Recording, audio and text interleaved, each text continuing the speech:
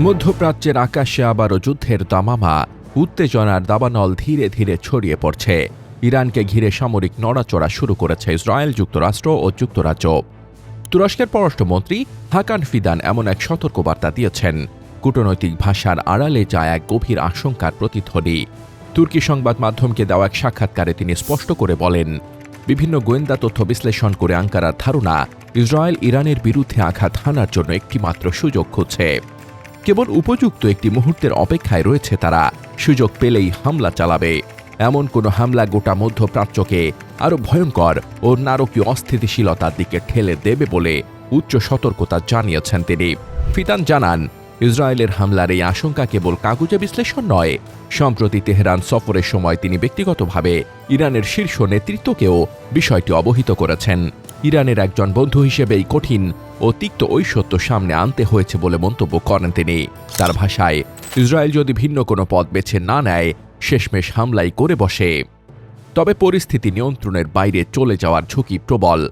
ফিদানের এই বক্তব্যের আগেই তুরস্কের প্রেসিডেন্ট রিসেপ তাইয়েপ এরদোয়ান ইরানের প্রেসিডেন্ট মাসুদ পেজেশকিয়ানের সঙ্গে টেলিফোনে কথা বলেন। সে আলাপে এরদোয়ান জোর দিয়ে বলেন, ইরানের স্থিতিশীলতা তুরস্কের জন্য গুরুত্বপূর্ণ এবং দেশটির অভ্যন্তরীণ বিষয়ে যে কোনো বিদেশি হস্তক্ষেপের বিরুদ্ধে আঙ্কারা দৃঢ় অবস্থানে রয়েছে। এদিকে উত্তেজনার আগুনে নতুন করে ঘি ঢেলেছে যুক্তরাষ্ট্রের সামরিক তৎপরতা। ওয়াশিংটন থেকে সরাসরি সতর্কবার্তা দিয়ে মার্কিন প্রেসিডেন্ট ডোনাল্ড ট্রাম্প জানিয়েছেন, ইরানের দিকে অগ্রসর হচ্ছে একটি বিশাল মার্কিন নৌবহর। তেহরান এটিকে সম্ভাব্য সামরিক প্রস্তুতি হিসেবে দেখছে এবং পাল্টা হুঁশিয়ারি দিচ্ছে। একজন জ্যেষ্ঠ ইরানি কর্মকর্তা স্পষ্ট করে বলেছেন, দেশটির সার্বভৌমত্ব বা জলসীমা লঙ্ঘিত হলে কঠোর জবাব দেওয়া হবে। ইরানি সেনাবাহিনী সর্বোচ্চ সতর্কতায় রয়েছে এবং যে কোনো পরিস্থিতির জন্য প্রস্তুত। শুধু যুক্তরাষ্ট্রই নয়, এই নাটকীয় পরিস্থিতিতে যুক্তরাজ্য মধ্যপ্রাচ্যে নিজের সামরিক উপস্থিতি বাড়িয়েছে। কাতারের আল উদেইদ বিমান ঘাঁটিতে রয়্যাল এয়ারফোর্সের টাইফুন যুদ্ধবিমান মোতায়েন করা হয়েছে। ব্রিটিশ সরকারের দাবি, এই যুদ্ধবিমানের বহর মোতায়েন মূলত প্রতিরক্ষামূলক।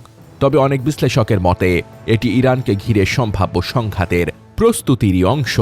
বিশেষ করে ইরানের ড্রোন হুমকি মোকাবেলায় এসব যুদ্ধবিমান কার্যকর বলে মনে করা হয়। অন্যদিকে মার্কিন নৌবাহিনীর শক্তিশালী রণতরী ইউএসএস আব্রাহাম লিঙ্কন, আধুনিক F-35 যুদ্ধবিমান ও ক্ষেপণাস্ত্রবাহী জাহাজ ইতোমধ্যেই মধ্যপ্রাচ্যের দিকে অনেকটা পথ পাড়ি দিয়েছে। আরও একটি বিমানবাহী রণতরী স্ট্রাইক গ্রুপ সহ মধ্যপ্রাচ্যের দিকে ধেয়ে আসছে বলে মার্কিন সামরিক সূত্র জানাচ্ছে। অর্থাৎ একটি নয়, দুটি বিমানবাহী রণতরী এখন ইরানের পথে। এই বিশাল সামরিক সমাবেশ পরিস্থিতিকে আরও জটিল করে তুলছে। সব মিলিয়ে মধ্যপ্রাচ্যে ঘনিয়ে উঠছে অশনি সংকেত। সামরিক শক্তি প্রদর্শন ও হুমকি ধামকির এই তুমুল পর্যায়ে একটি ভুল হিসাবই ডেকে আনতে পারে ভয়াবহ পরিণতি। এখন প্রশ্ন একটাই, শেষ পর্যন্ত কি যুদ্ধের ঢোল বাজবে নাকি সংযত হবে বিবদমান পক্ষগুলো?